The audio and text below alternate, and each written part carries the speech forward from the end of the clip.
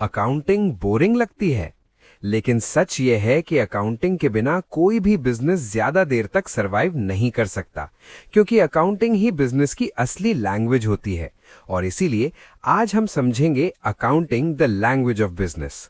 So hello everyone, welcome to commerce by Sandeep. मैं हूं संदीप और यहां हम कॉमर्स को बिल्कुल सिंपल और बिगिनर फ्रेंडली तरीके से सीखते हैं। अकाउंटिंग का मतलब सिर्फ लिखने का काम नहीं होता, बल्कि ये एक कंप्लीट इंफॉर्मेशन सिस्टम है जो बिजनेस के इकोनॉमिक डेटा को आइडेंटिफाई करता है, मेजर करता है, रिकॉर्ड करता है और फिर यूजर्स तक कम्युनिकेट करता है ताकि वो सही डिसीजंस ले सकें। सबसे पहला स्टेप होता है इकोनॉमिक इवेंट्स को आइडेंटिफाई करना, मतलब बिजनेस की हर एक्टिविटी को देखना और डिसाइड करना कि कौन सी एक्टिविटी का पैसों पर इफेक्ट है, जैसे गुड्स बेचना, सैलरी देना या रेंट पे करना। जबकि मैनेजर की अपॉइंटमेंट जैसे इवेंट्स इंपॉर्टेंट होने के बाद भी अकाउंटिंग में रिकॉर्ड नहीं होते, क्योंकि उनको पैसों में मेजर नहीं किया जा सकता।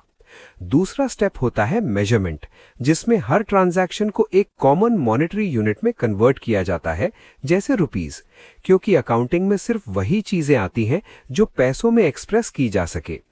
तीसरा स्टेप होता है रिकॉर्डिंग, जहां इन मेजर्ड ट्रांजैक्शंस को बुक्स ऑफ अकाउंट्स में डेट वाइज और सिस्टमैटिक ऑर्डर में लिखा जाता है। और चौथा और सबसे इंपॉर्टेंट स्टेप होता है कम्युनिकेशन, जिसमें रिपोर्ट्स जैसे प्रॉफिट एंड लॉस अकाउंट और बैलेंस शीट बनाकर उन लोगों तक इंफॉर्मेशन पहुंचाई जाती है जिनको इसकी जरूरत होती है। अब बात करते हैं कि अकाउंटिंग इंफॉर्मेशन यूज कौन करता है। तो ब्रॉडली दो कैटेगरीज होती हैं। इंटरनल यूजर्स जैसे ओनर्स, मैनेजर्स और एम्प्लॉइज, जो प्लानिंग, कंट्रोलिंग और इंटरनल डिसीजंस के लिए अकाउंटिंग डेटा यूज करते हैं। और एक्सटर्नल यूजर्स जैसे इन्वेस्टर्स, क्रेडिटर्स और गवर्नमेंट अथॉरिटीज, जो बिजनेस की फाइनेंशियल हेल्थ, सेफ्टी और रिलायबिलिटी चेक करते हैं। लेकिन अकाउंटिंग इंफॉर्मेशन तभी यूजफुल होती है जब उसमें कुछ क्वालिटीज हों। सबसे पहली रिलायबिलिटी, मतलब इंफॉर्मेशन ट्रस्टवर्दी और वेरीफाइबल होनी चाहिए। दूसरी रेलेवेंस, यानी इंफॉर्मेशन टाइम पर मिले और डिसीजंस लेने में हेल्प करे। और तीसरी अंडरस्टैंडेबिलिटी और कंपेरेबिलिटी, मतलब इंफॉर्मेशन क्लियर हो और अलग अलग ईयर्स या कंपनीज के बीच कंपेयर की जा सके। इसीलिए अकाउंटिंग को बिजनेस की लैंग्वेज कहा जाता है, क्योंकि इसी के थ्रू बिजनेस अपनी फाइनेंशियल स्टोरी दुनिया को बताता है।